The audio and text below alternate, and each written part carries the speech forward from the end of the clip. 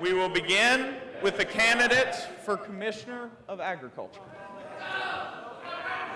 Who wants the ball at halftime? Who wants the ball first at halftime? Commissioner of Ag.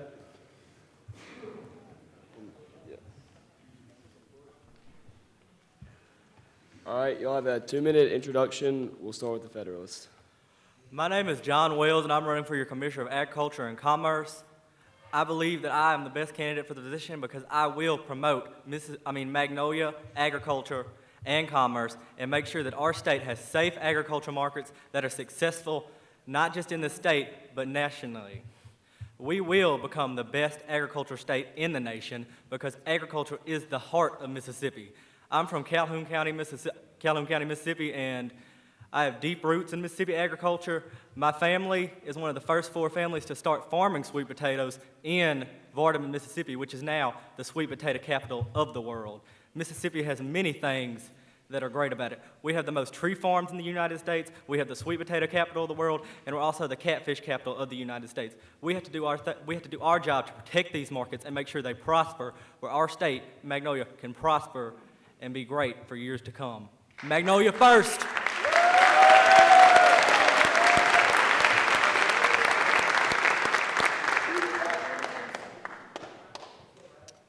I'm Bradford James. I'm from Grenada, Mississippi. I'm the nationalist candidate for Commissioner of Agriculture.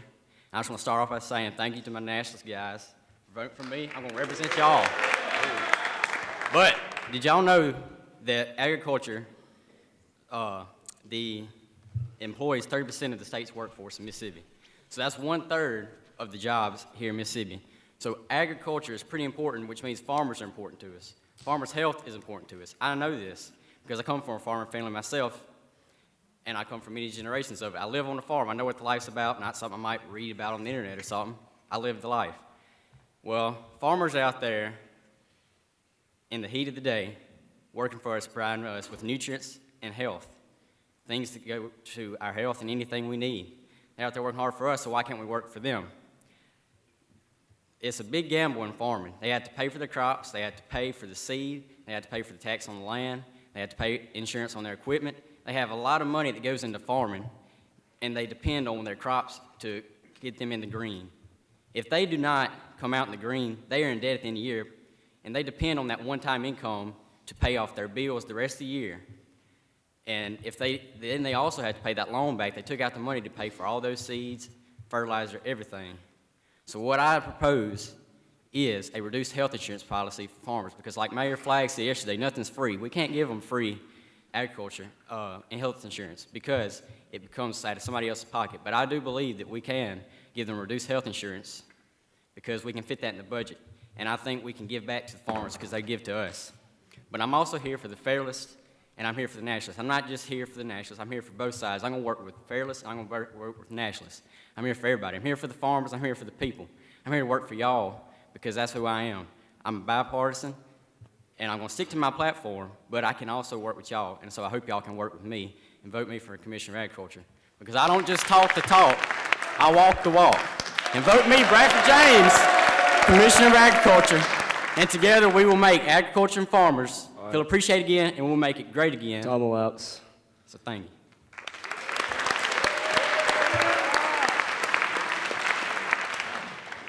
All right, the first question goes to the Federalist, and you have a 1 minute to answer the question. You have 30 seconds to rebuttal. All right, as the Commissioner of Ag and Commerce, would you build the Magnolia Coastal Amusement Park as discussed in the City Projects 1 and 2? The City of Hughes is close to the main tourism hub. However, Bryant is farther from the main tourism hub but promises more revenue in the beginning. Where would you build the amusement park and why? I believe I would build the amusement park in Hughes because of its proximity to the coast, and just the success I think it could be there. I believe the Mississippi coast is a great natural attraction for the state because it's beautiful and it's part of our state. It's a very important economic aspect with the hotels and the tourism that we get there, and I believe an amusement park would increase our tourism rate, increasing the economy in Mississippi, and making Magnolia an even better state, and increasing our economic value, allowing us to be more successful, have a bigger budget, and be just better Magnolia.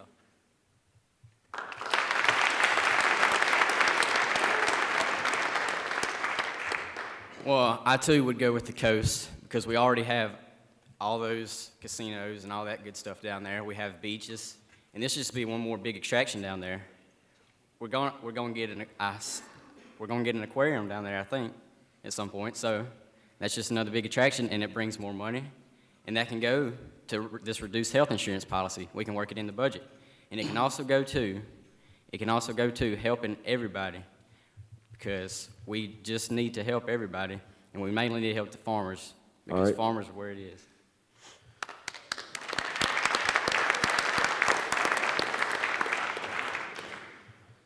All right, Magnolia wants to build a new sportsplex in Kelly or Wicker.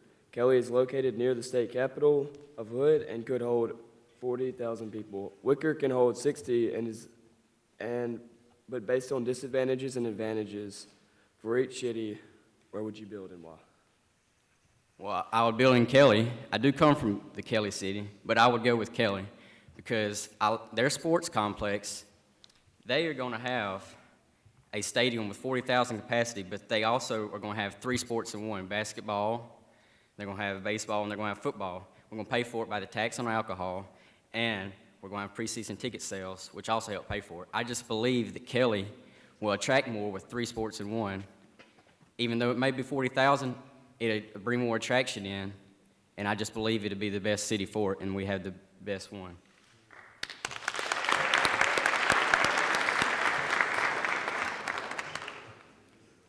I would also go with Kelly because of it being the capital and it being an amazing city that can do 3 sports in one and sell preseason tickets.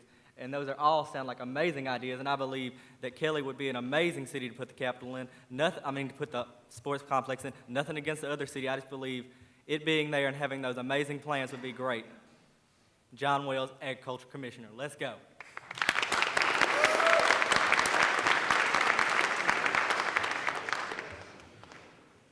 All right, this is to you.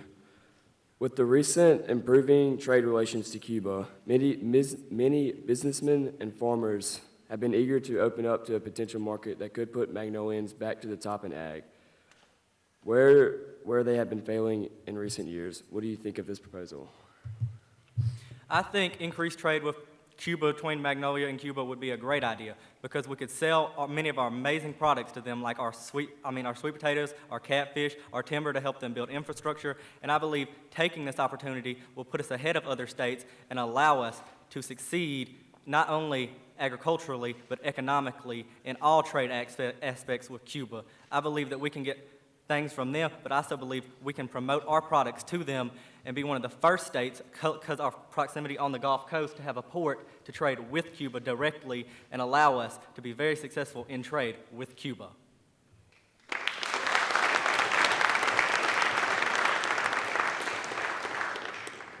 Well, I believe Cuba would also be a good trade relation because that puts us on the national broad. It puts us out there, Mississippi, Magnolia. It puts us out there on the worldwide aspect, trading with another country, state to country. I mean, that's a pretty big thing.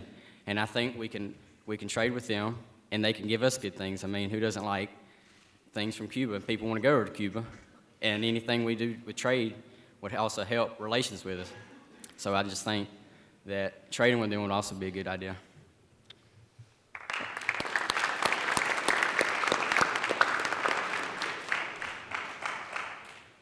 All right, currently it only costs Magnolian farmers the energy to pump water out of the ground. However, it has been suggested by the government to start keeping track and charging farmers for the amount of water that is used. This has potential to bring in huge revenues to the government that can help boost funds that go to education and improve the budget. However, it can hurt the local farmers. Where do you stand and why? Well, I definitely stand with the farmers. Local farmers are very important to us. So I don't believe that we should do that because local farmers, they're already, like I said, they are already can get hurt if their crops do not produce. So we don't need to hurt them any more than we need to. So local farmers are the basis of Mississippi and Magnolia. So like I said, it's 1/3 of the jobs. We don't need to hurt them any more than we can. So.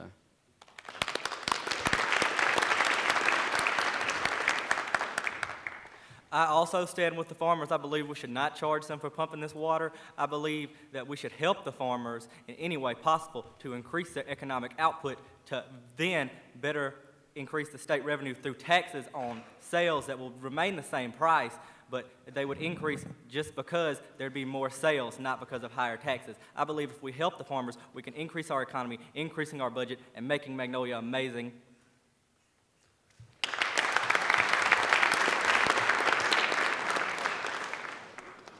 That is all the questions for the Commissioner of Ag. Thank you.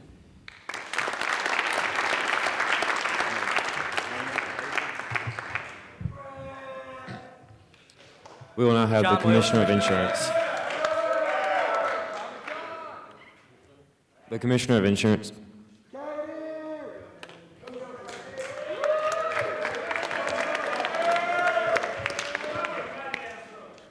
I know you ain't talking. We'll have the same process. We'll have 1 minute to answer each question with a 30-second rebuttal.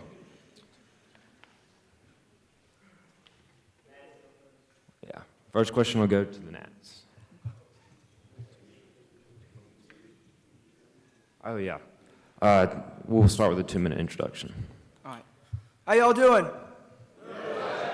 All right. My name's Hayden Brines, and I'm running for Insurance Commissioner on the Nationalist ticket. I'm not going to really go into detail about my resume, about how leadership is, because we're all qualified here. If we're at Boise State, we all got leadership potential. All right? For Insurance Commissioner, we don't need a nationalist. We don't need a federalist to fill the billet. We need someone to do the job. We need someone to get in there, get the job done, and get it done right. All right? For insurance, what I'm really going to vote for or go for is getting the drinking age set and making sure. We will begin with the candidates for Commissioner of Agriculture. We want the ball at halftime. We want the ball first at halftime. Commissioner of Ag.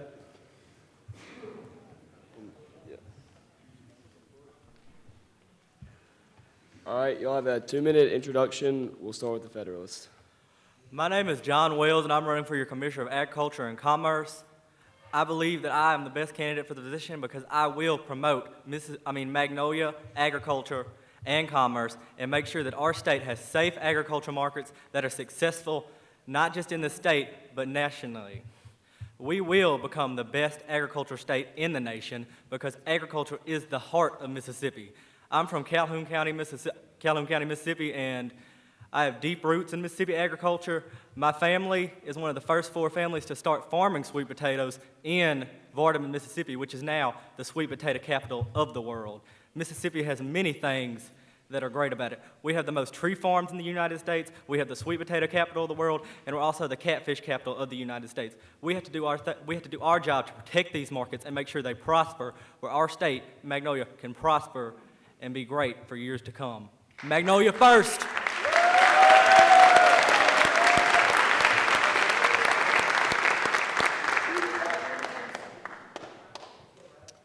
I'm Bradford James. I'm from Grenada, Mississippi. I'm the nationalist candidate for Commissioner of Agriculture. I just want to start off by saying thank you to my nationalist guys for voting for me. I'm going to represent y'all. But did y'all know that agriculture, the employs 30% of the state's workforce in Mississippi? So that's 1/3 of the jobs here in Mississippi. So agriculture is pretty important, which means farmers are important to us. Farmers' health is important to us. I know this because I come from a farming family myself, and I come from many generations of it. I live on a farm. I know what the life's about, not something I might read about on the internet or something. I live the life. Well, farmers out there in the heat of the day working for us, providing us with nutrients and health, things that go to our health and anything we need.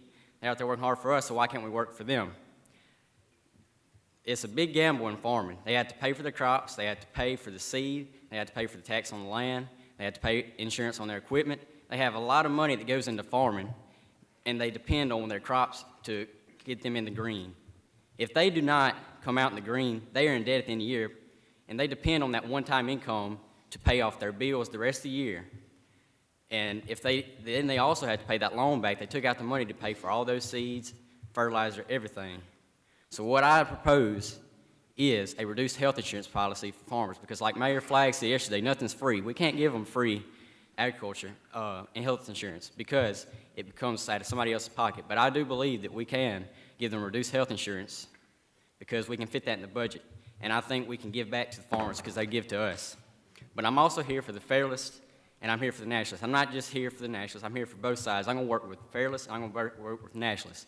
I'm here for everybody. I'm here for the farmers. I'm here for the people. I'm here to work for y'all because that's who I am. I'm bipartisan, and I'm going to stick to my platform, but I can also work with y'all. And so I hope y'all can work with me and vote me for Commissioner of Agriculture, because I don't just talk the talk, I walk the walk. And vote me, Bradford James, Commissioner of Agriculture, and together we will make agriculture and farmers feel appreciated again, and we'll make it great again. Time elapsed.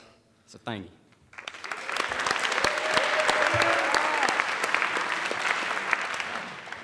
All right, the first question goes to the Federalists, and you have a 1 minute to answer the question. You have 30 seconds to rebuttal. All right, as the Commissioner of Ag and Commerce, would you build the Magnolia Coastal Amusement Park as discussed in the City Projects 1 and 2? The City of Hughes is close to the main tourism hub. However, Bryant is farther from the main tourism hub but promises more revenue in the beginning. Where would you build the amusement park and why? I believe I would build the amusement park in Hughes because its proximity to the coast and just the success I think it could be there. I believe the Mississippi coast is a great natural attraction for the state because it's beautiful and it's part of our state. It's a very important economic aspect with the hotels and the tourism that we get there. And I believe an amusement park would increase our tourism rate, increasing the economy in Mississippi and making Magnolia an even better state, and increasing our economic value, allowing us to be more successful, have a bigger budget, and be just better Magnolia.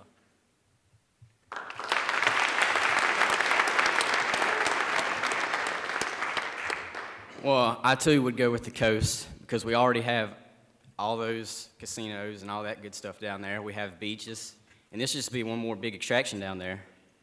We're going to get an aquarium down there, I think, at some point. So that's just another big attraction, and it brings more money, and that can go to this reduced health insurance policy. We can work it in the budget, and it can also go to helping everybody, because we just need to help everybody, and we mainly need to help the farmers, because farmers are where it is.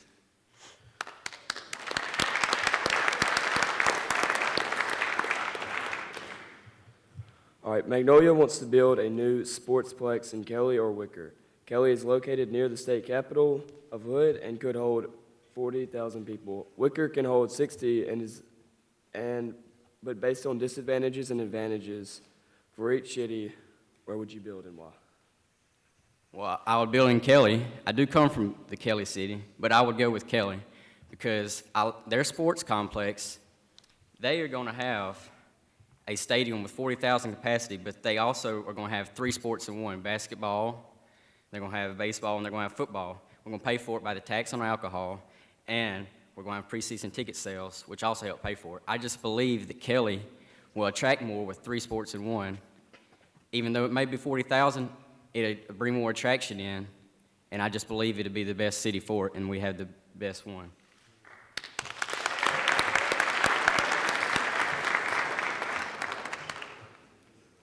I would also go with Kelly because of it being the capital and it being an amazing city that can do 3 sports in one and sell preseason tickets. And those all sound like amazing ideas, and I believe that Kelly would be an amazing city to put the capital in. To put the sports complex in. Nothing against the other city. I just believe it being there and having those amazing plans would be great. John Wells, Agriculture Commissioner. Let's go.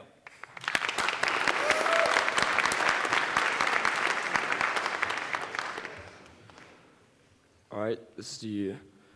With the recent improving trade relations to Cuba, many businessmen and farmers have been eager to open up to a potential market that could put Magnolians back to the top in ag.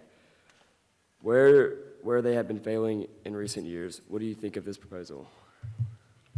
I think increased trade with Cuba, between Magnolia and Cuba would be a great idea because we could sell many of our amazing products to them, like our sweet potatoes, our catfish, our timber to help them build infrastructure. And I believe taking this opportunity will put us ahead of other states and allow us to succeed not only agriculturally but economically in all trade aspects with Cuba. I believe that we can get things from them, but I also believe we can promote our products to them and be one of the first states, because our proximity on the Gulf Coast, to have a port to trade with Cuba directly and allow us to be very successful in trade with Cuba.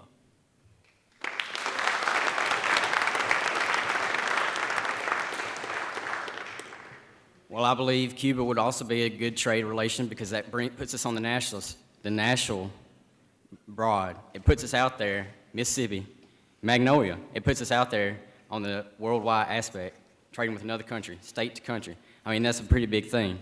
And I think we can trade with them, and they can give us good things. I mean, who doesn't like things from Cuba? People want to go over to Cuba. And anything we do with trade would also help relations with us. So I just think that trading with them would also be a good idea.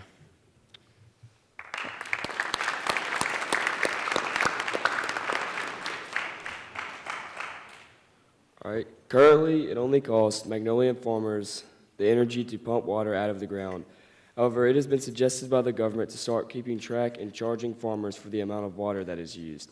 This has potential to bring in huge revenues to the government that can help boost funds that go to education and improve the budget. However, it can hurt the local farmers. Where do you stand and why?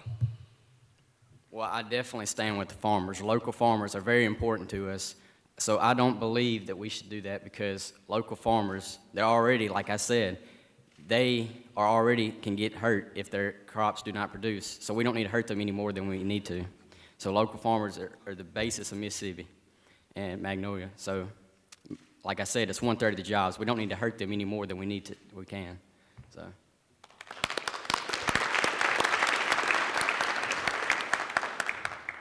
I also stand with the farmers. I believe we should not charge them for pumping this water. I believe that we should help the farmers in any way possible to increase their economic output to then better increase the state revenue through taxes on sales that will remain the same price, but they would increase just because there'd be more sales, not because of higher taxes. I believe if we help the farmers, we can increase our economy, increasing our budget, and making Magnolia amazing.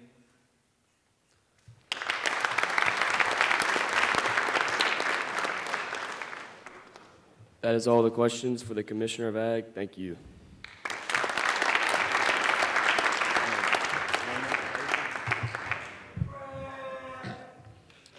We will now have the John Commissioner of Insurance.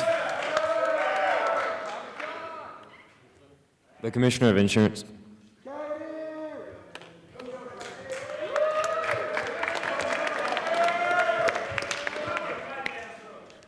I know you ain't talking. We'll have the same process. We'll have 1 minute to answer each question with a 30-second rebuttal.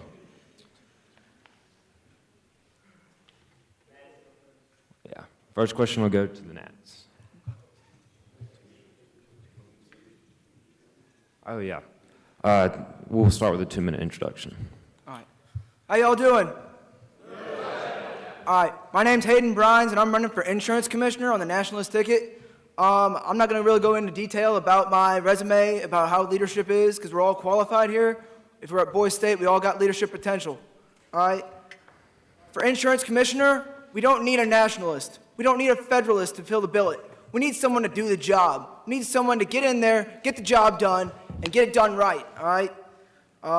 For insurance, what I'm really going to vote for or go for is getting the drinking age set and making sure that people and insurance are all taken care of, all right? And for the veterans, I had an idea of lowering and keeping the insurance bill for veterans. So I hope supporting our troops and families, for all those who have served, and keep Magnolia safe and great.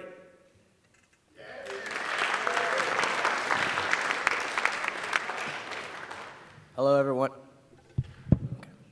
Hello, everyone. My name is Caden Perez, and I come from the great city of Hughes. And down in the city of Hughes, I've seen firsthand accounts of people losing their houses and cars to fire, flood, anything, natural disasters like that, and them not having insurance. And you know what happens to somebody who doesn't have insurance and they lose their house? They don't have a house anymore. And they have to pay for it because insurance would help them pay for it.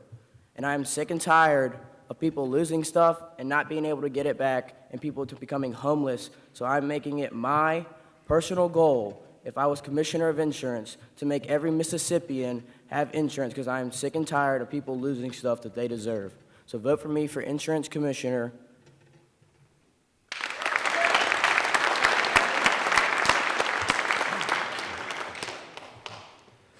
All right, this first question will go to the nationalist.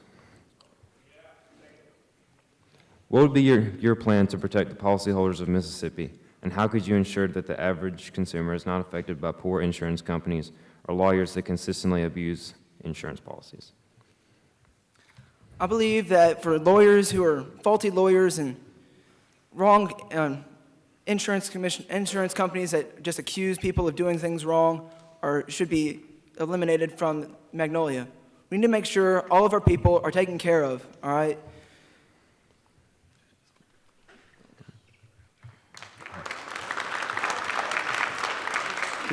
Can you repeat the question one time? Yeah. What would be your plan to protect the policyholders of Mississippi, and how could you ensure that the average consumer is not affected by poor insurance companies or lawyers that consistently abuse insurance policies? If I was elected your insurance commissioner, I would regulate all these insurance companies. That way people aren't being fed lies, and that way they don't put their money towards an insurance company that isn't even giving them insurance, so people aren't being frauded against, and people have their rights and dignities.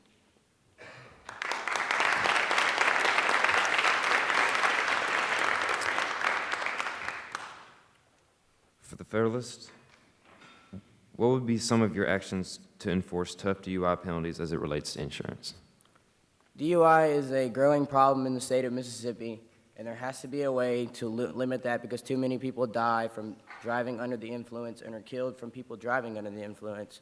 So there has to be a way that we can reach out to the students in the schools and make them aware of how bad DUI, driving under the influence is. So if I was elected your insurance commissioner, I would set up a program for high school students to have DUI classes. That way they can, be aware of the dangers of driving under the influence.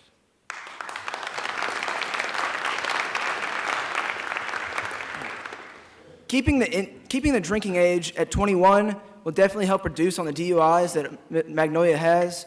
If 18-year-olds were to have alcohol, there would be a whole lot more chaos on the road. More claims on accidents, DUIs, all that. So we need to make sure that our DUIs our Magnolians are well aware of the consequences of DUIs.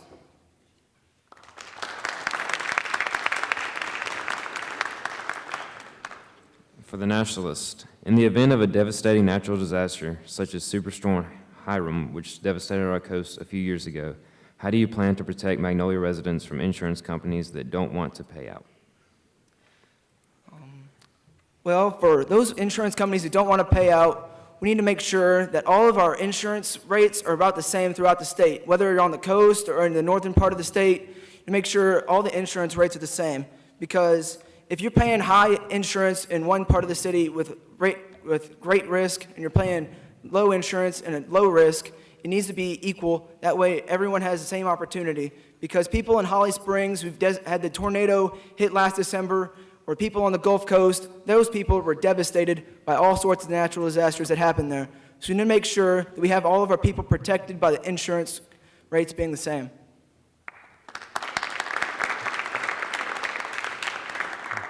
With me as your insurance commissioner, I will regulate these insurance companies and make sure that each individual of the great state of Magnolia gets what they deserve, whether it's in a hurricane, flooding from the Magnolia River, or a random tornado that just sprouts up. I will make sure that these insurance companies are paying the people the money that they deserve. That way they can get back to a great way of life.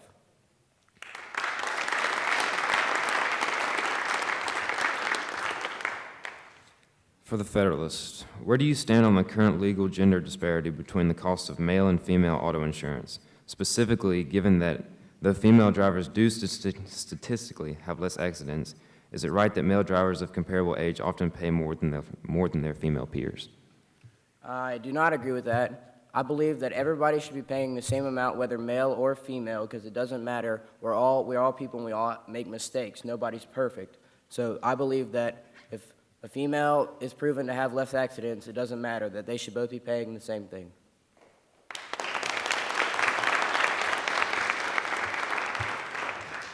I agree with my opponent on this stance.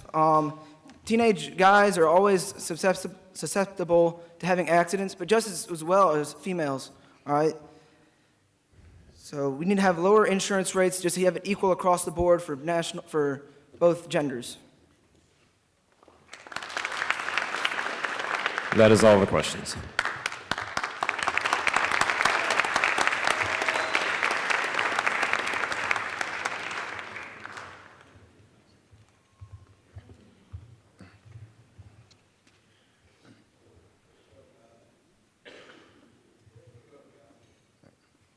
State Treasurer.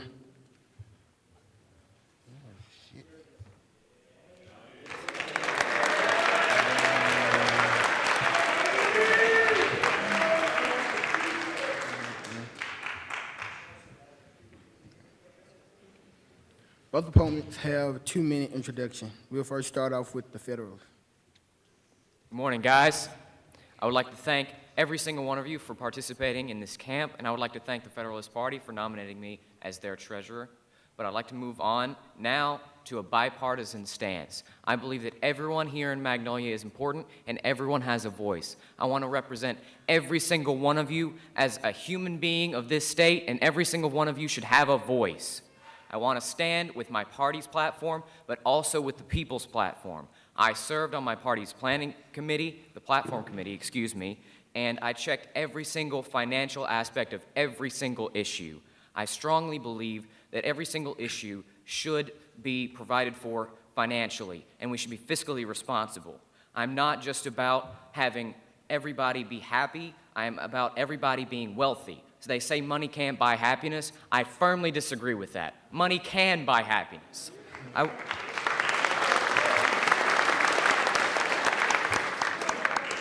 Back to bipartisanship, I have talked to every single one of you, or I've at least tried. I am dedicated to people not only in my party, but people outside of my party. My roommate was locked out of his room when we had to go hear a speaker. I ran all the way back there from the Grove, and I helped him get his shirt on. No one works harder than Magnolia, and I will not work harder than anyone else than the great state of Magnolia. Let's rally behind each other together. Thank you. Chris Stewart for treasurer. National. How's my boy State? All right, we're good? All right. My name is Johnny Yang, and my last speech encompasses this. I want to build a wall. We need to build a wall. All right. It's not a tangible wall. You can't knock on it, right? You can't knock on this wall. It's a figurative wall that battles poverty, health problems, and educational weaknesses. A weak educational system, all right? I'm looking for a compromise. As your state's treasurer, I'll be running on a nationalist platform. However, I will voice the opinions of Federalists as well. Vote Johnny Yang.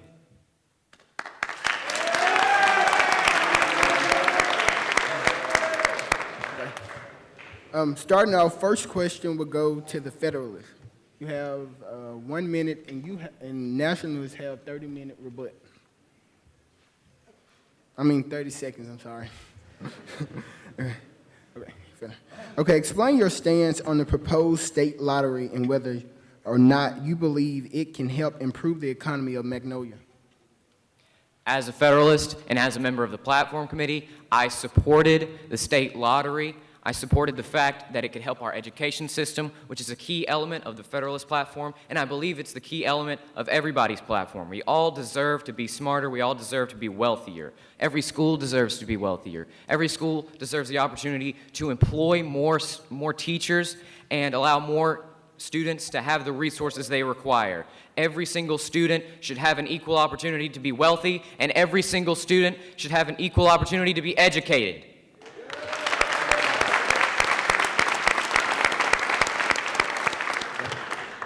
30-second rebuttal. As a nationalist platform member, I'm for lottery as well because I want to fight for the people. We want to bring in revenues for the state. This is all for the people. If it were not for the people, there would be no government. That is all.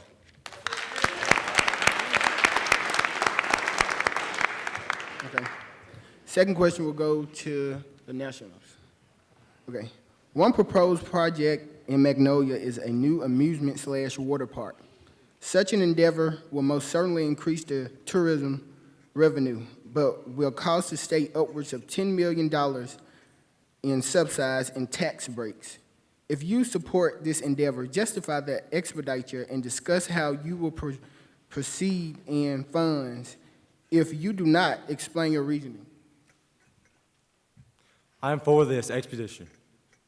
We will fund it through bonds and tax revenues. It will promote all of Magnolia. That is all.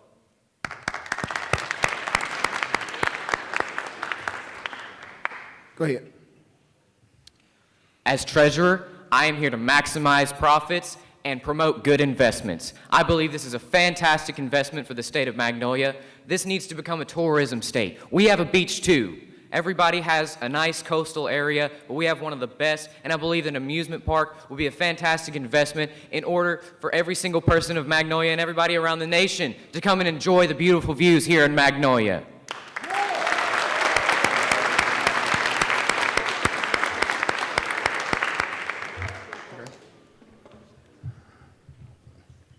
Next question.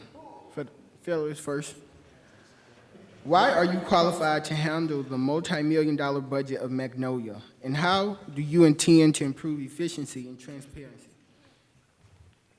As I have said, I promote good investments and I promote fiscal responsibility. I first would like to start off by telling you what fiscal responsibility is because I believe it is the most important part of this position.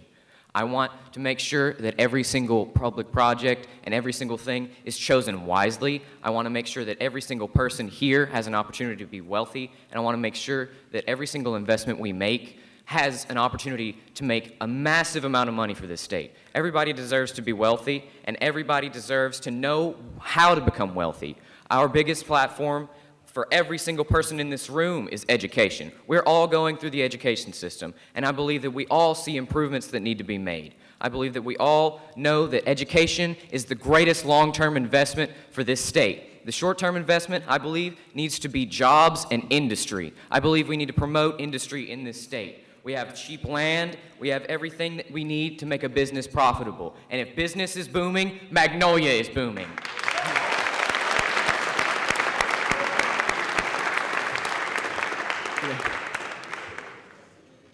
I too promote cooperation with the Commission of Agriculture and Commerce. And as for education, I want to promote that as well. Like Flag said, knowledge is power. That is it.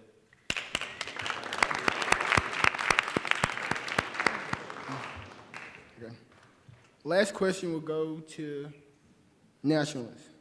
Given recent economic trials Magnolia and our nation are faced, how do you plan to keep our state solvent into the future? We need to trust the government. We need speakers that will speak with transparency. We need all of our candidates to speak with transparency. Voice for change, vote Johnny Yang.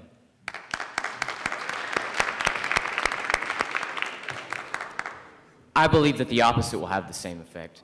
I believe that our candidates need to trust the people and need to listen to the people so that they know how to make themselves wealthy. I believe that everybody deserves the opportunity, nationalist or federalist. For a smart decision, vote Stewart for treasurer.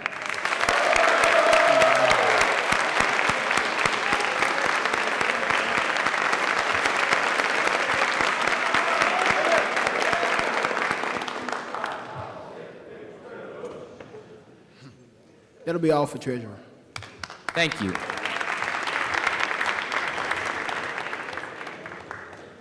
Can I please get the state auditors to come up to the podium?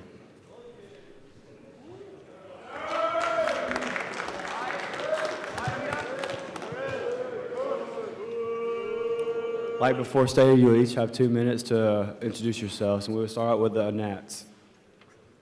Hello, Magnolians. How are y'all today?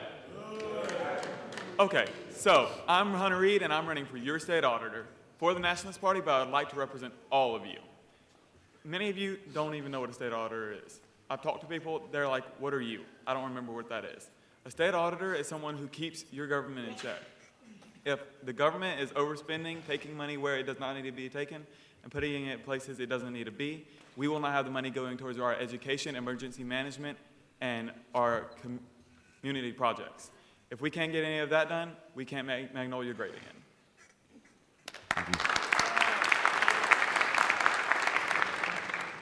Good morning, Boys State. My name is Christopher Knowles, and I'm the candidate of the Federalist Party, but that does not mean anything. You can take off that badge right now, and I will be for any single person in here because everyone has their own rights, and I stand for everyone in here. Secondly, I stand for the insurance of public funds by fighting all forms of corruption, no matter if it's fraud, embezzlement, and I will make sure all money is used right for us because if we're paying taxes, it needs to be used right. And also, with speaking of right, I want to make sure everything is done right because Proverbs 21:21 says, whoever pursues righteousness and love finds life, prosperity, and honor. I stand here to represent my counties. Hood and Harper is part of my county. Thompson, Highsmith, Hughes, and Flaggs. I represent you, but that doesn't exclude anyone else. And also, I tell, like I say, and this is my campaign motto, if I come up, I won't forget about my dogs. That's law.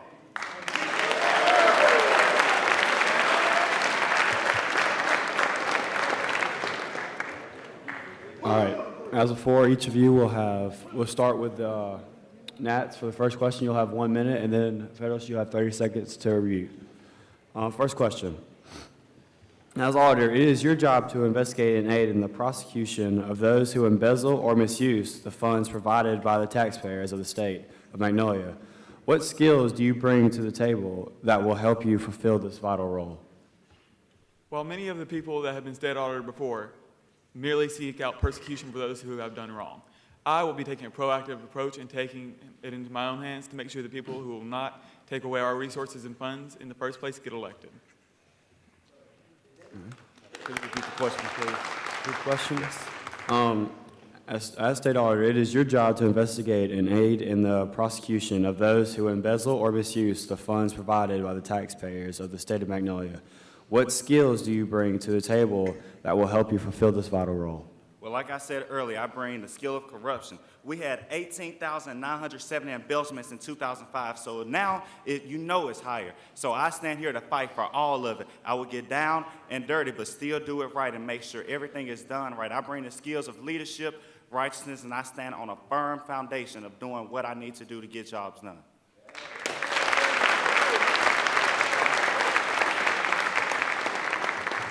All right. Next question is for the Federalists. Which of the proposed project would you champion as the most responsible use of Magnolia's fund? The amusement park project aimed at significantly increasing tourism revenue in impoverished areas of our state, or the Cancer Research Institute, which aims to increase the quality of life in Magnolians with cancer and cancer-related diseases? I stand for the amusement parks. If we bring amusement parks, that brings more people. We have a lot of small towns in the state of Magnolia. We cannot forget about those small towns. If we bring something for people to come to, they will come to the small towns. That will increase our state because it does not say Magnolia is not any better than any other state. So I stand for the amusement parks because we are here, and amusement parks bring tourism. With tourism, you have jobs. Amusement park provides jobs, and then once you get more people, more jobs come available. You have more shopping facilities. Everything grows with more people. So if we bring something here to offer to people, they will come here, and they will provide that, and that's the best way to use our funds because it will repay us in the end.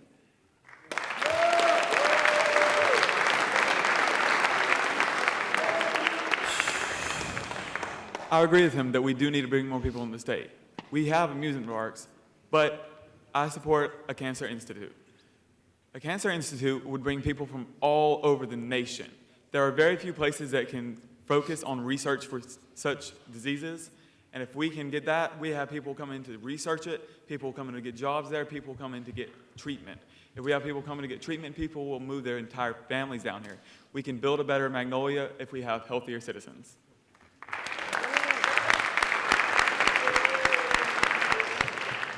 Next question will be from the Nats. In the given issue of lowering or maintaining the drinking age in Magnolia, which do you favor? Please speak specifically to the potential gain tax revenue or continued cost of maintaining the current law. I am standing on the nationalist platform. I support keeping the drinking age 21. It is safer, and if we implement a law to make it 18 again, we will have more drunk driving accidents. That'll make our commissioners of insurance, that'll be paying out more money to the people that don't need the money. We need to keep the money in the state. If we let the drunk drivers get on the roads, all that kind of stuff, we're going to be paying medical bills, we're going to be paying all that. All that money can go towards our education and community centers, which will bring more people into the state and more money into the state. I stand behind the Federalist Party, and the Federalists said they want to lower the drinking age. And we will lower this drinking age because if you can go and be 18 and get prosecuted and sent on a death penalty, you can also be able to drink. And regardless of anything, people are still going to drink, so we might as well make it now where we get money from it, and then there's still going to be additives to this, so people who are addicted to drinking, so they're still going to drink. And we can also help just gain the state. So I stand behind my platform of the Federalist Party on this of drinking, because it's still going to be there regardless. So if they're going to do it now, because we all go to parties and they do it, if they go there and do it now, why don't we get money from it?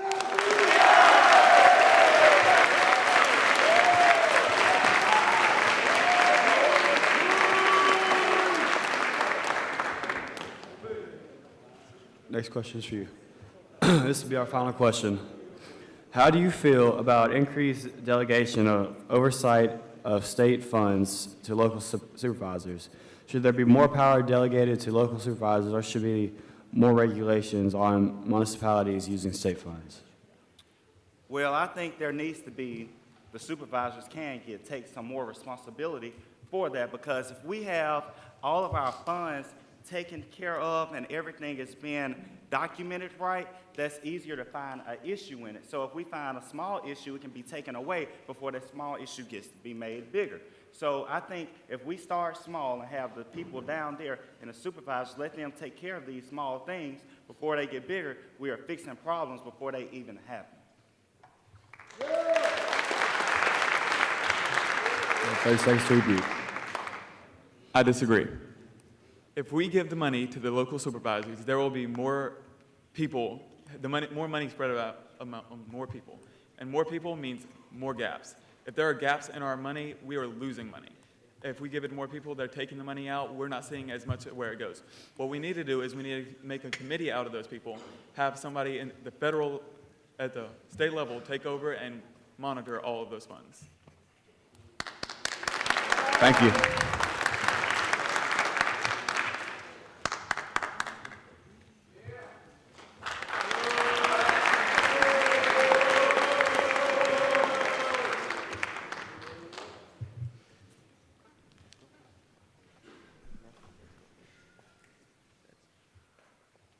Could I call up the nominees for each party of Secretary of State?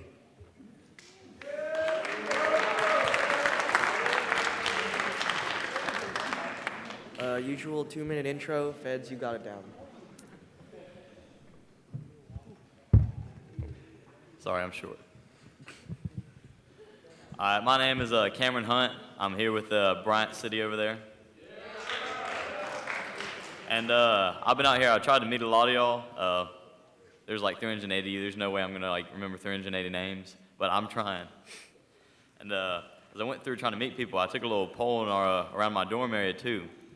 And had like 80% of them say they're pretty tired. 90% said that their sleep schedule is just messed up. They're waking up way too early.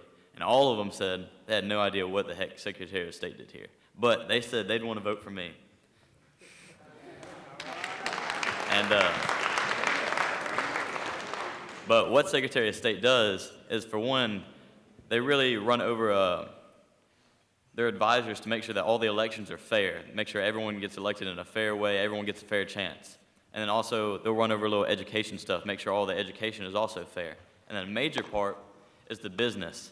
Secretary of State needs to make sure that businesses are attracted to our state of Magnolia, that we can grow and be a better state for the whole country.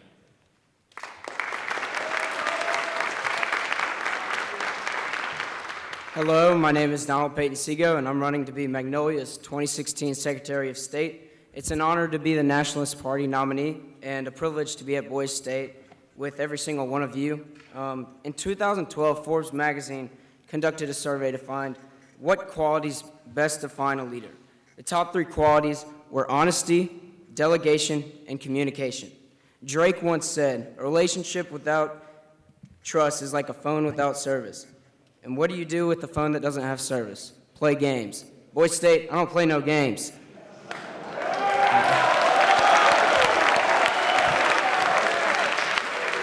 I will not stand up here and make promises that I can't keep. That's not honesty, that's exploitation. To abuse the hopes of the people in order to advance oneself is deceitful and wrong. I want to make it abundantly clear that I will continue to stay humble and honest throughout this process in order to ensure a better Magnolia. The second quality was delegation. The ability to involve members of your team shows one's faith in those members and promotes efficiency.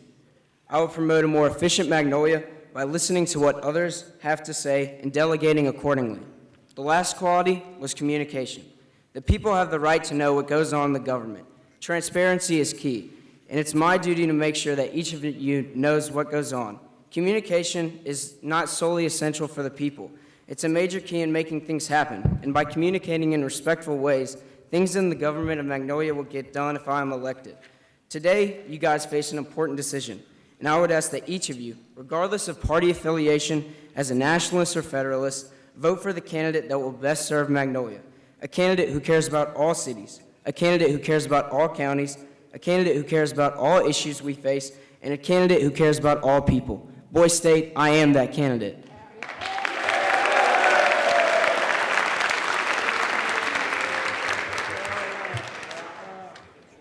All right, we will now go into a 1-minute question, and the opposing party can have a 30-minute rebuttal. We'll start with the Nats. Voting is a key proponent to the success of democracy. Do you believe that the current voter ID laws preserve the integrity and the process or restrict access to an American right? Voting is everyone's obligation as a citizen. It is what I believe one of the most important things that we do. And a lot of people in other countries don't get to vote. America's unique and different. And, you know, the laws we make regarding ID cards and stuff like that are key in making sure that, you know, the wrong people don't mess up the system and make sure that the ballots are corrupt and we don't have to keep going through recalls and stuff like that. So, yeah.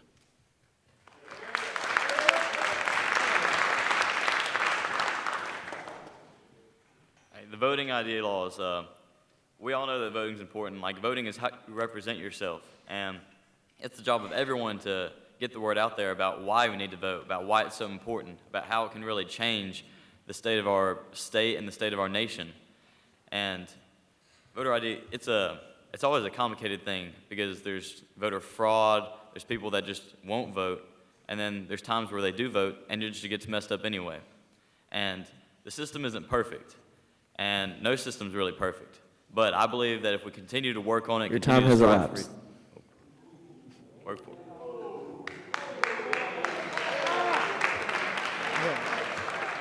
All right, next question will go to the feds. What is your position on automatic voter registration, in which eligible citizens who interact with government agencies are registered to vote unless they decline? Can you repeat that? I couldn't understand. What is your position on automatic voter registration, in which eligible citizens who interact with government agencies are registered to vote unless they decline? I do not agree, because automatic registration, I don't know, it's kind of just letting people just say they're registered to vote, and then they'll never think about it, and they'll never have to vote. The act of voter registration, as much as it is, it's a way to say that you're going to get out there and vote, and it's a way to remind you of it. Because otherwise, people are just not going to think much of it. They're going to think, oh, it's just something that just happens. I turn the age of 18, they just automatically make me able to. But voting is something you really have to commit to your party, or not just your party's choice, but whoever you think is the best kind of person, whoever you think is going to be the best for the job. And I think you need to be able to get out there and vote for who you want, when you want.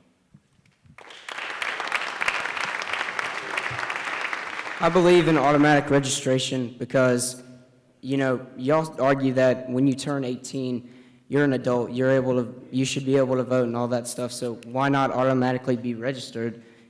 So in the sense that you should automatically be registered, well, we need as many people to vote as possible. It was around 30% of people who had the ability to vote in the state of Mississippi did vote. So 70% did not vote. We need more representation in Magnolia, so.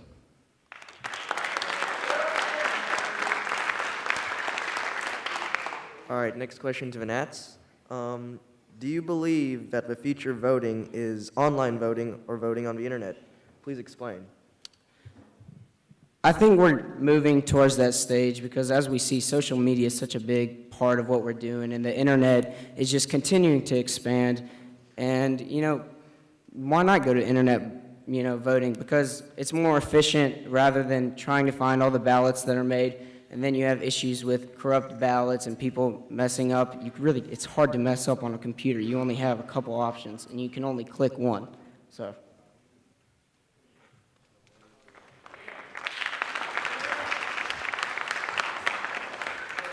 The internet is good, and it's true that we are moving more toward the internet. But with that, we have to be extremely careful because everyone knows how great of hackers are there right now. Like, there's so many people with credit card fraud, and already there's voter fraud, and that's not even on the internet. And there are way more common cases of hacking on the internet. So if we did move toward there, we would need extreme policies of precaution, and we need to tread carefully there, but it would be a more efficient idea.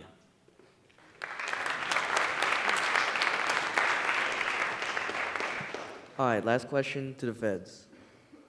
Online gambling would generate a great deal of revenue for the state of Magnolia.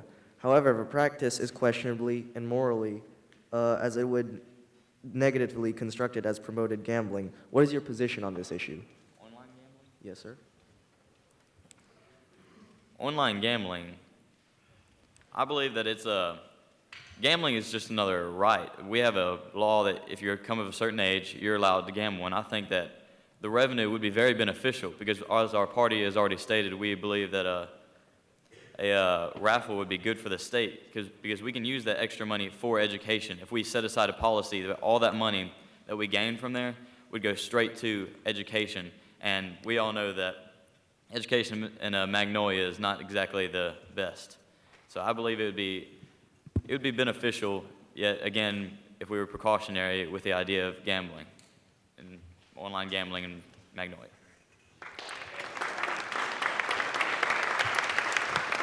I see no problem with online gambling. I mean, you can go to a casino and gamble. You should be able to have the pleasure to do it at your own home without being bombarded by the card dealers to, spend more, go for more. So online gambling, you'd have the ability to better control yourself.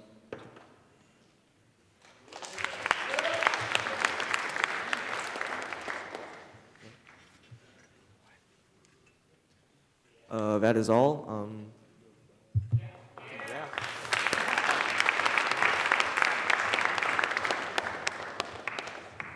Could I please get the Attorney General to step forward?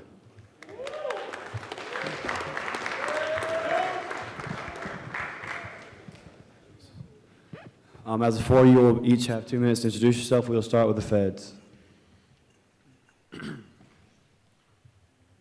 Justice, unity. These are the core characteristics of any state. Without them, the state would fall apart from the division that would result without these characteristics. Good morning. My name is Matthew Knight, and I would like to be your Attorney General because I believe that I'm more than capable of maintaining both of these characteristics without the great state of Magnolia. How will I maintain justice and unity? Well, I personally believe that justice is a part of every aspect in this state, and that unity will be essential in maintaining efficiency throughout Magnolia. My primary duty will be to represent the people in Magnolia. I will make sure that the voice of the people, whether I personally agree with it or not, will be heard. I will also make sure that our court cases will be held as efficiently as possible. I will make sure that both the prosecution and the defense will be given fair treatment by all judges. I will also do everything in my power to ensure that the rights of the accused will be represented until they are proven guilty. I will also be certain to justly represent our state officials and agencies whenever a suit is filed against them. And I will also do everything in my power to prevent federal overreach. The federal government does not have a place in certain positions of our government, such as education. I will make sure that this does not happen. Remember, my fellow Magnolians, as both nationalists and federalists, we agree on a majority of the issues of our state. Remember that without justice and unity, we will not be able to function properly as a state. Remember Psalms 133:1, which says, "How good and pleasant it is when God's people work together in unity." Remember to vote for justice and unity by choosing Matthew Knight to be your Attorney General. Thank you, and God bless. Thank you. Good morning, Magnolia. My name is Tanner Graves, and I'm asking for your vote as your next Attorney General. If you elect me as your Attorney General, I will serve Magnolia as its Chief Legal Officer and Advisor. If elected, I will work with our state's police officers, my staff, and other legal officials to prosecute cybercriminals, rapists, and any other person or organization that violates this great state. If elected, I promise I will fight every day to ensure that this state is one of the safest states in the nation. I promise you that the Attorney General's office under my watch will be precise in all investigations and will not bring any wrongful justice onto someone. You guys, I'm not standing up here today because I want to further the nationalist platform. I'm standing up here today because I want to represent all of you as a whole. Because before we are nationalists or federalists, we are Magnolians. Thank you. I wasn't finished. I apologize. As Attorney General, my first and most important job is to protect and represent the people of Magnolia in the government. If elected, I promise that I will protect the rights of the citizens of this state, because nowadays, the federal government and even the state government overlap and take control of our personal rights. And as your Attorney General, I will not allow that to happen. I have core beliefs that push me throughout my everyday life, and one of those beliefs is that justice is for all and not the few. Justice is something that we are all born with the right to. If elected, I will ensure that justice is brought when and wherever it is needed, and injustice is fought and beaten wherever it may be. I have the experience to be a great Attorney General. I've worked with an Attorney General's campaign all last summer. I have experienced being around the Attorney General to know what he has to do. Remember when you vote today that if you want a strong, experienced, and transparent Attorney General, and you believe that justice is for all, that I hope you will remember my name when you vote for Attorney General today. Thank you.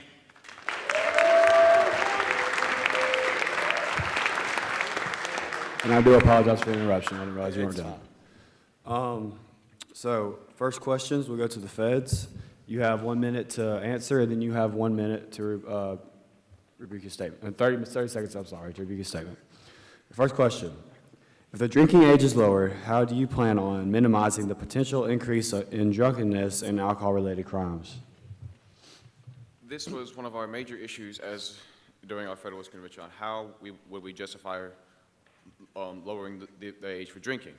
And we chose that schools should be able to implement a class or a seminar in which 18-year-olds will be taught how to be safe whenever they're consuming alcohol, how to be careful about their limit, and be sure to not drink or drive. If this seminar is put in place, not only will they be more likely to listen to it, because it is more likely that a senior coming out of high school to listen to something like this than a junior of college to listen to something like this, and it will also help prevent DUIs.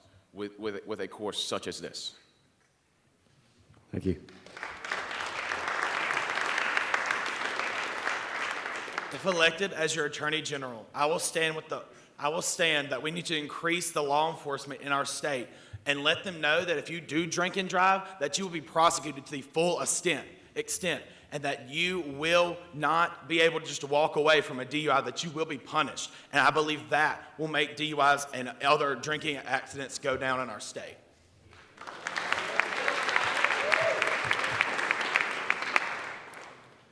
All right, this is for the Nats. What is your opinion on capital punishment? Do you agree with the state of Magnolia's current policy of death by firing squad? And would you seek the use of death penalty as Attorney General? Or would you favor other options such as parole, life without parole? As Attorney General, I do not agree with death by firing squad. I believe that we should go for lethal injections. I don't believe we should revert to barbaric ways to punish somebody. We have to rise above those criminals who committed those crimes. I know they're a rapist or they're a murderer, but we have to show them that we are better than them, and we're not going to torture them and do things that are unjust, because if you're a firing squad, you could hit someone. If it doesn't hit the head, you could hit them in the arm, and they could just sit there and suffer for hours. And as your Attorney General, I will not allow us to revert to barbaric ways of torture, and we need to be forward-thinking with our way of punishment. Thank you.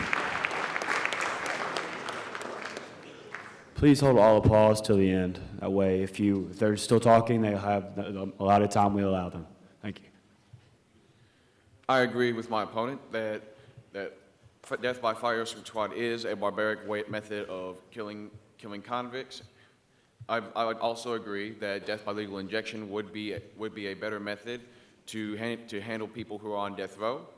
I believe that if people who deserve death row should be given at least some form of just treatment as they pass away. It's better for them to die peacefully than to die painfully and brutally, no matter what crime they have. They are still human beings after all. Thank you. This question will be for the Federalist. The state of Magnolia is a waypoint for many criminals trafficking people and drugs. As Attorney General, how would you combat these criminal activities with our state borders?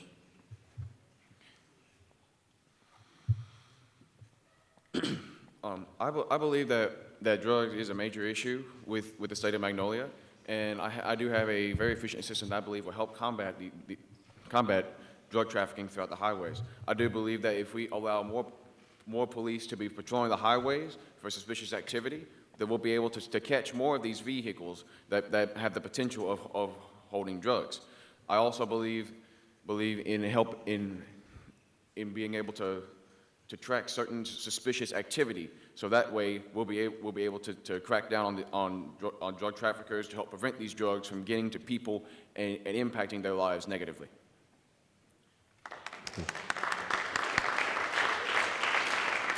I believe as a state that we need to increase the amount of police officers and train them to combat these drugs that are coming into our state. Because if we increase the amount of police officers and they're all trained, then people who transport drugs into our state are going to want to shy away from coming into our great state and destroying it.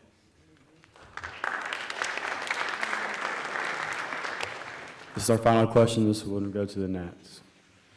A now common occurrence is the prosecution of those who illicitly download popular music and videos. While national law provides for a recourse for companies to defend their property, many favor Magnolia passing its own protections for copyrighted content, allowing companies additional prosecutions under state law. Opponents fear an increase in litigation against young offenders, such as teenagers downloading popular music. Where do you stand on this issue? As this issue, I do not want to prosecute a young person who downloads illegal music off the internet. I mean, he should be punished, but not severely, as I think the question is asking. We need to teach him that that is wrong, and that protecting those who wrote and copyrighted that music, that it is theirs and that's their hard work, and you should not be stealing it for someone who worked so hard to get that there.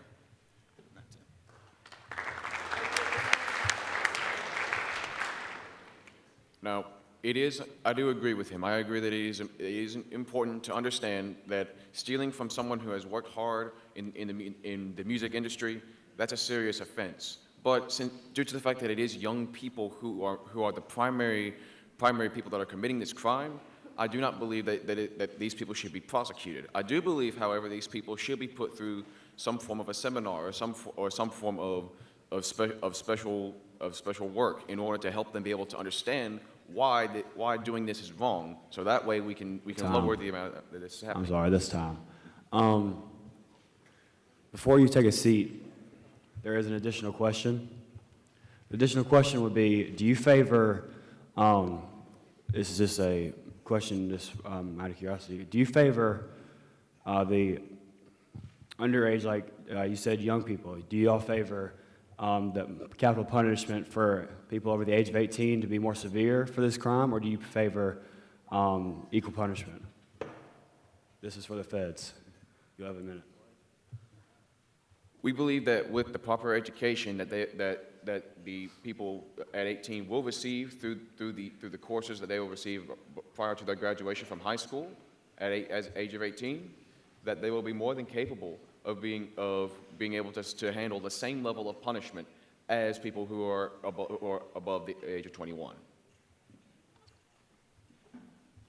I believe that the people over the age of 20, over the age, should have a harder prosecution, but not like to the point where it's such like shoving it down their throats a lot more. I mean, it should be strict, but not to the point where that is ridiculous. Thank you. You may take a seat.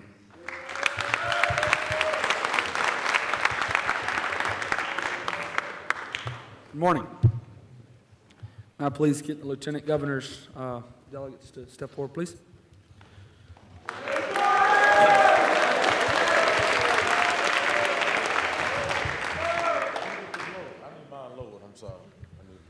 Once again, gentlemen, you will get your 2-minute intro. You get 1 minute to answer each question that is asked to you, and then you will have 30 seconds to rebut that. Yes, sir. We will start. So we will start with the Nats. You have 2 minutes to introduce yourself. Or, well, as soon as you get set. I'm sorry.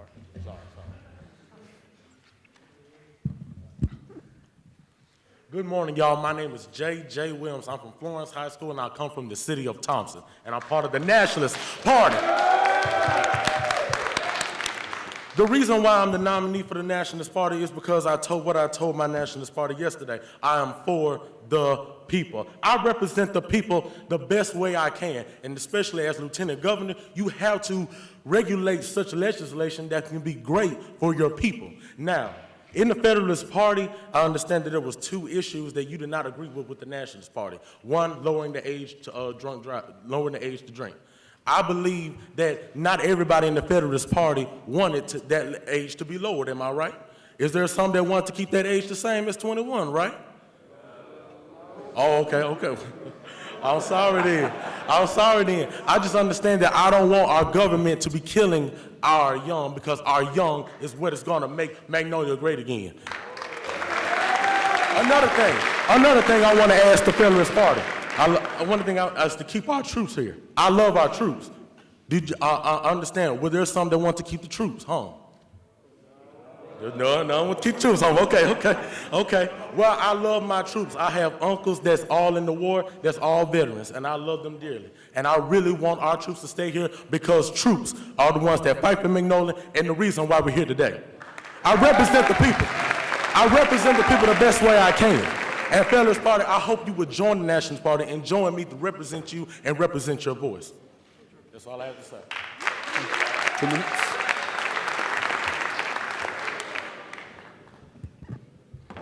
Good morning, Boys State 2016, and good morning to the greatest state in the nation. My name is Joshua Williams, and my message is simple. Let passion be your guiding light. That is not a campaign slogan. That is a way of life. I stand firmly behind what I believe in and fight for, whether it be presiding over debate in the Senate or fighting to reconstruct the educational system. I pledge as Lieutenant Governor to carry out my duties with the highest esteem and regard for what the people want in Magnolia. I will be an unbiased overseer of the Senate, as well as a watchdog over the atmosphere in Magnolia for business. Businesses and corporations will favor Magnolia, and I plan to work closely with legislators to make a bill in order to secure a lower tax on big business. With big businesses comes jobs and security for the 6% of Magnolians who are unemployed, an entire 1% higher than the national unemployment rate. We must also educate every Magnolian as far as alcohol is concerned. The more knowledge on the matter, the more responsible the individuals given the right to drink will be. It is our duty to lift up the great state of Magnolia up by the bootstraps and work to push it to the #1 state in the nation. We may all be separated by party lines and platforms, but we are all brothers. I charge to you to rally behind the candidate who will uphold the will of the people and has solutions for all the problems that we face. I believe undoubtedly that I am this candidate.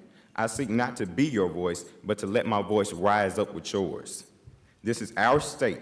This is our time for change, gentlemen. Thank you, and God bless you all. Thank you to both candidates. Thank you. First question will go to the Nats. Do remember you do have 1 minute to answer, and you have 30 seconds to rebut that. What issues and legislation are you most passionate about moving through the Senate? Education has been the biggest part of my party and of my life. I love my education because I make sure that our young is doing the best they can do to represent Magnolia and make Magnolia the greatest state in the United States of America. I do what I can to push education and to push health. I love the people of Magnolia because I want to represent them. I want to make sure everybody's in great health and in great education. Because if we fail in taking care of our young, we don't have no Magnolia, and Magnolia will fail in the end.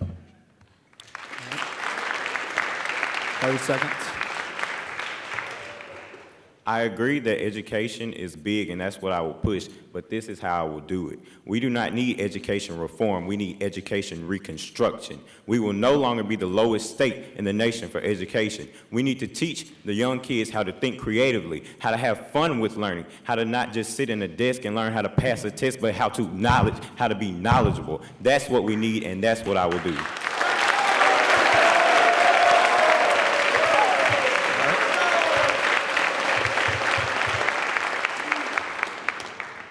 Next question to the feds. How do you plan to navigate a body that contains a fair number of members of your competing party and may have opposing agendas to your own? Well, to first combat that, you must be an unbiased overseer. You must make sure that you are transparent, and that is what I pledge to be. I pledge to let everyone have a voice. I pledge to not be biased to one party, to one state, anything. Everybody has a voice. Everybody has something that they are fighting for, and I will make sure and I will ensure that everyone's voice is heard. And I will definitely fight for you, because I fight for the people, because I am the people. Thank you.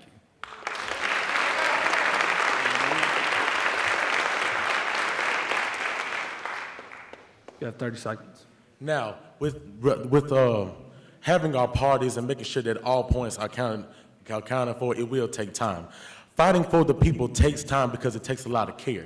And how I will fight for the people is to make sure we can listen to what everybody has to say. Not only are there over 300 delegates here, there's over 300 opinions, and taking all that would take a lot of time.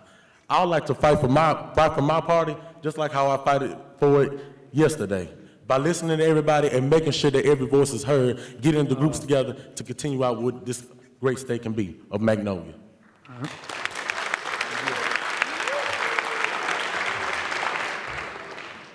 Next question to the feds. Lieutenant Governor is a peculiar position. As you hold a fair amount of individual power, you ultimately exist to support and supplement the governor. How do you plan to handle the potential conflict that could arise if you are asked to serve under a member of the opposing party? You definitely have to be, as I have stated before, unbiased in everything that you do. You have to stand for everyone and for everyone's opinion. Should there be a time where there is rallying on both sides of the aisle, I will definitely be the moderator, and I will be the voice of reason for both parties and for everybody. That is the only way that you will work through any adversity which you face, to face it head on and to be truthful and honest about what you do and everything that you do. You have to have integrity and you have to stand as a man. Thank you.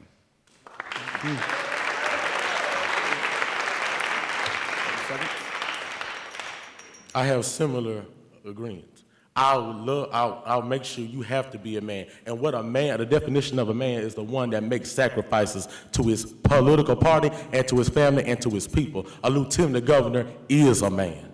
And me, I can be your best man because I will make sure that if two political parties in the Senate, in the House of Representatives, or in the government are fighting at each other, we cannot have that because that will make Magnolia fail in the end. Please, please, please, in the end, make sure that Magnolia can be great again by making sure the two parties will add together and work together, and then we can make Magnolia great.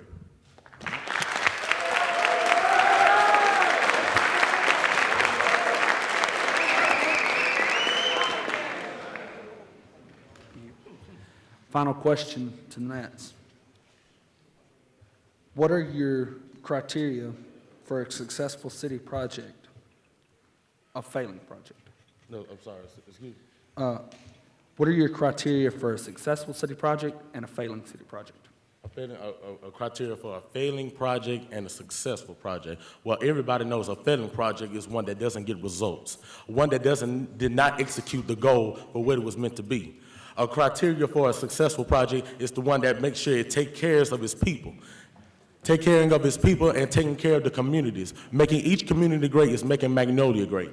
If a community is not pulling its work, then Magnolia is not getting to where it can be. We have to make sure that all communities, all organizations, all cities are doing what they can to make Magnolia great. Education, health, transportation. We need to make sure that our government is serving the people and the people are doing what they can to trust their government and the government leading the people.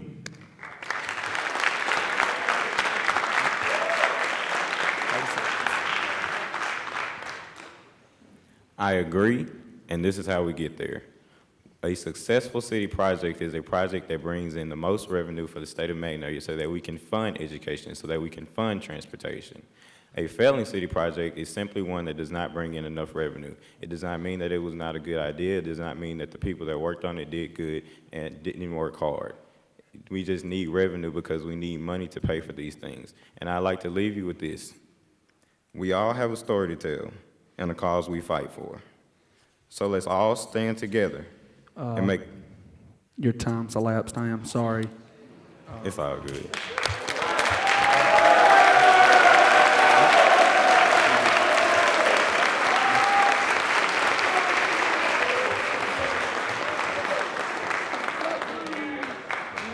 We will now move on with our program.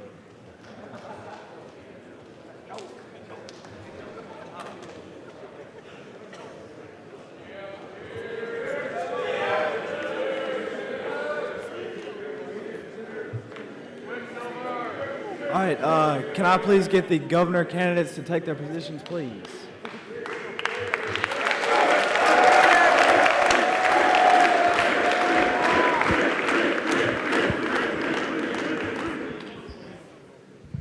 All right, we will start with the opening statements, but those will be 3 minutes instead of 2, and we will start with the Federalists.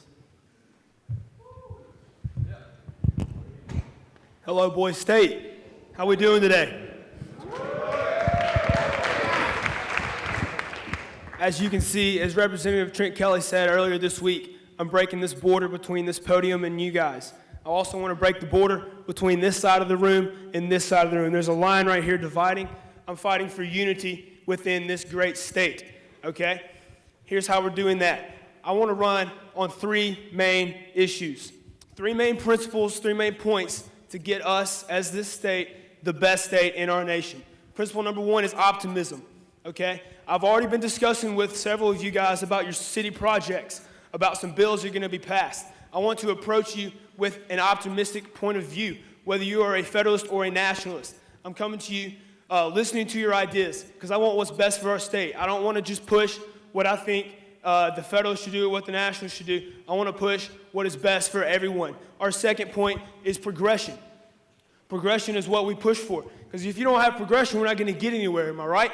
So what we have to do is when I'm listening to your ideas, I will come to you with an optimistic point of view and with an idea of progression. What will progress our state? What will be better for our state? And the third is integrity.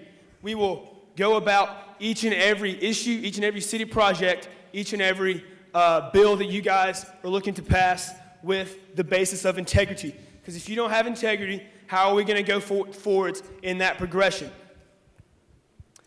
The next thing I want to talk about is every issue that we face, every city project that I look at will come from three things other than those. These are three principles. Those principles are how, what, and why. Okay? The most important in there is why. Because people don't buy what, people buy why you're doing what you're doing. I will approach each issue with the why factor. Each candidate up here, both myself and Pierce, can get up here and say that we're running to increase or decrease the drinking age. Okay, that's what we're doing, but why are we doing it? That doesn't prove your point, okay? That's what's going to make the difference between myself and Pierce in this election. Thank you, and vote Reed Stevens.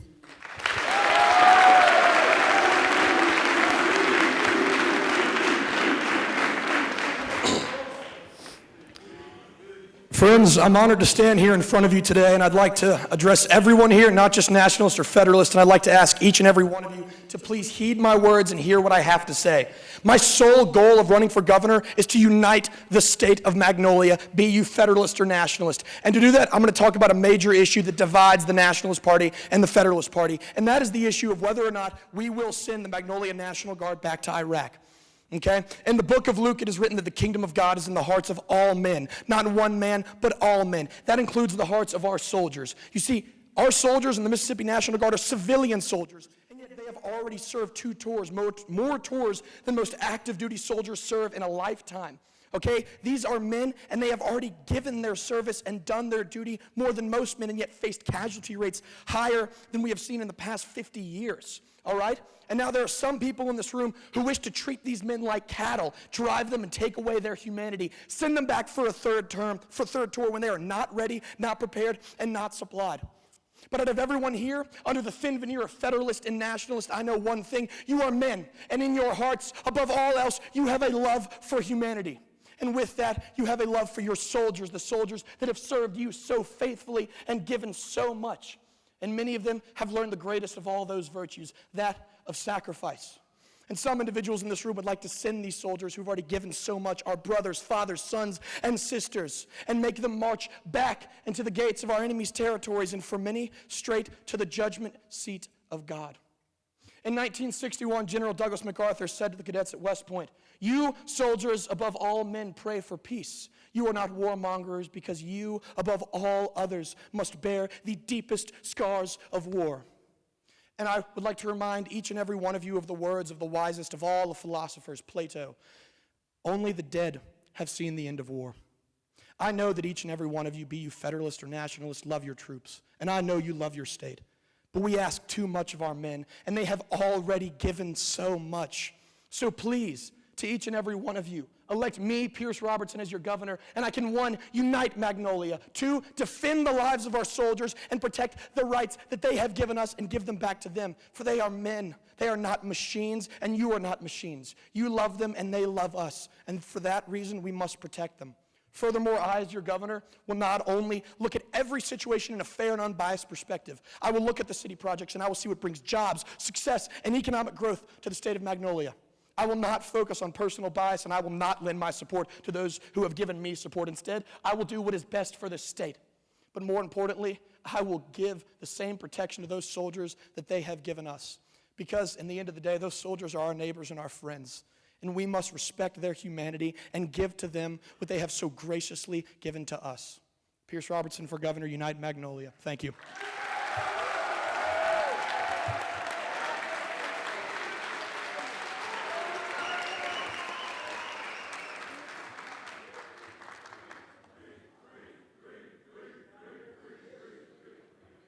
We will now begin the section of the debate with the 1-minute answer and 30-second rebuttal. The first question will go to the Federalists. The Federalist platform includes the much-debated decision to send troops back overseas. Can you speak to your own personal stance on this issue and how you justify the potential impact on Magnolian soldiers and their families. Absolutely. So the question was talking about sending our troops back overseas. On the Federalist platform, we have voted as a democracy to send these troops back. There is a war that needs to be fought. That being said, I'm developing a program titled the FOM, Fans of Magnolia. These troops are going to be going back on their third term. We know that is a difficult thing, as Pierce talked about. This will not be easy for them. They will face a lot of controversy, a lot of adversity. We will support them in the FOM, Fans of Magnolia. In that program, which each of you, I encourage you to join, we will send these troops once a month, anything from a thank you letter to a gift basket, to encourage them, to rally behind them. If you read the issue, it talks about their morale being in an all-time low. We are going to boost that up. In the meantime of them fighting, we will be recruiting, we will be training more soldiers to join this National Guard to go and fight in their replacement. That's what we will do as me for governor. We will develop that program, we will run for that, we will push that, we will support these troops in what they're doing, and we will also recruit more to go back and replace them in the future. Thank you.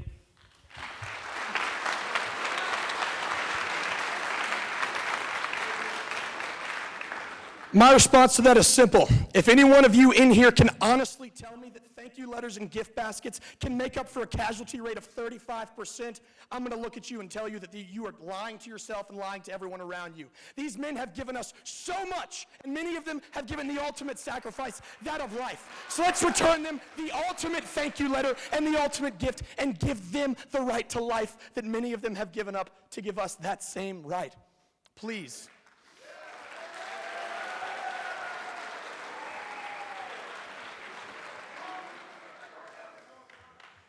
The next question will go to the nationalist candidate, and that question is, your party platform includes the fairly controversial decision to maintain the current drinking age. Can you elaborate on your personal stance on the issue and what benefits the decision brings to Magnolia? Absolutely. I'm going to tell you the truth, guys. We've heard a lot of great arguments in support of lowering the drinking age, such as education, et cetera, et cetera, et cetera, programs, allowed people to drink in controlled environments. But here's the truth and here's the facts. We tried that. From 1950 to 1981, the drinking age was 18. And alcohol-related deaths and accidents were at a massive and all-time high. And yet in 1982, when the federal government and many states almost unanimously agreed to raise the drinking age to 21, the U.S. Department, the Federal Bureau of Alcohol, Tobacco, Firearms, and Explosives reported in 2014 that thanks to raising the drinking age to 21, the United States government has saved almost 50,000 lives since 1981. Those are the facts. Those are the statistics. You can believe whatever you want to believe, but we've already tried lowering it to 18, and it did not work. We must stick with what we know to work because statistics, facts, and numbers do not lie. Thank you.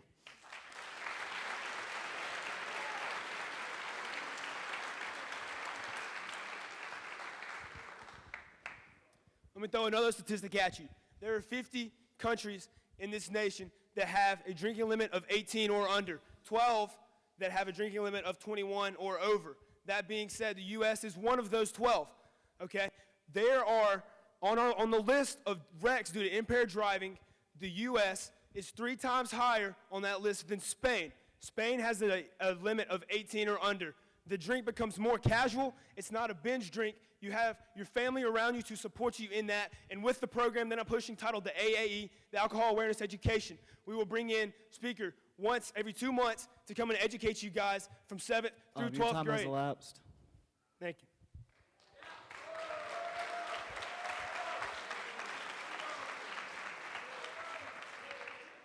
The next question will go to the Federalists.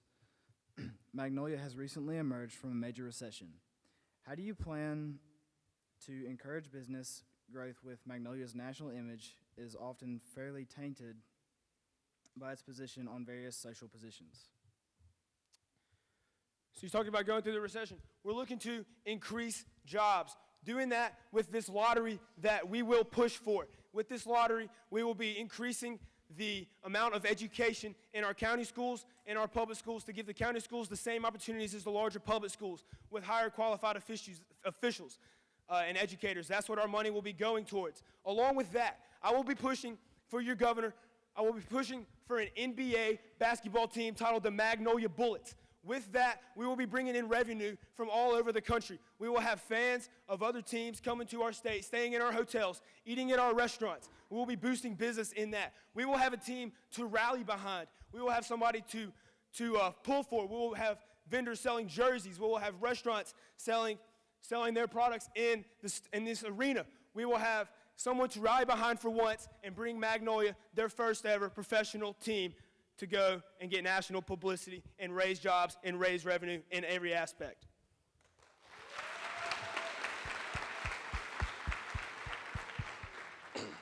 I'm going to go ahead and say I agree with the lottery. It does bring in money, but it does not create jobs. I believe in creating jobs just like my opponent, but I'm going to tell you exactly how we're going to do that. First of all, we're going to lower tax rates on small business owners who have worked so hard to open a business and hire employees. That way we can have easier access to jobs and more successful businesses. Second, we're going to grant easier access to loans of individuals of low socioeconomic status. Certain individuals who are already too poor cannot get loans from the bank, therefore they cannot afford to start their own business or hire employees. But by providing subsidized loans for individuals who are of the lowest socioeconomic status, we can provide jobs, business, and opportunity for anyone living in Magnolia. Thank you.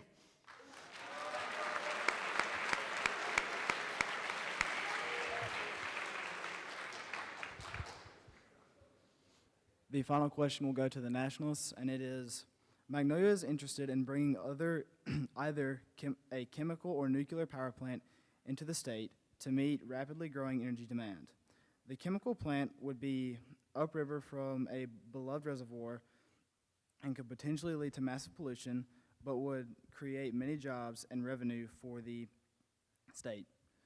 While the nuclear power plant will lead to new sources of energy and possibly greater job growth, however, it would be located near a major city, meaning a meltdown could destroy a community. Which do you believe would be the best choice and why? All right, I'm going to go and tell you right now, the state of Mississippi, our sister state, already has a nuclear plant, and it is doing exceptional. There have been no accidents. Why? Because it is federally regulated, the state controls it, and they've been able to prevent any environmental actions by controlling what dangerous chemicals could or could not come out of it. But what the plant has done has not only created and offered more than thousands of jobs for not only white-collar engineers, et cetera, but blue-collar individuals willing to make a good living, around $50,000 to $55,000 a year, working in this plant. Furthermore, that plant powers at least 50% of our sister state of Mississippi, one nuclear plant. Okay, we're at a point in time where we cannot worry about perhaps potential damages to the environment. We need to focus on the one thing that we in Magnolia need right now. That is jobs, that is revenue, and that is electricity. Thank you.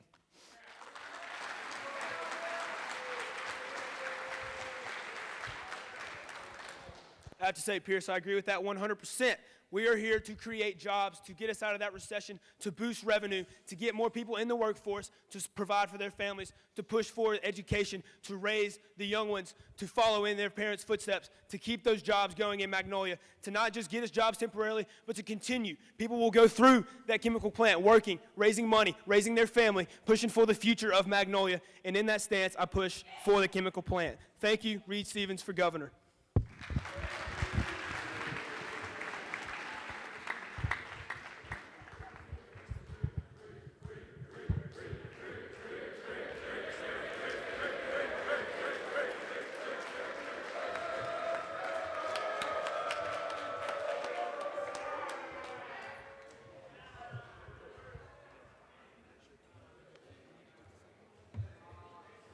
And that concludes the 2016 general debate.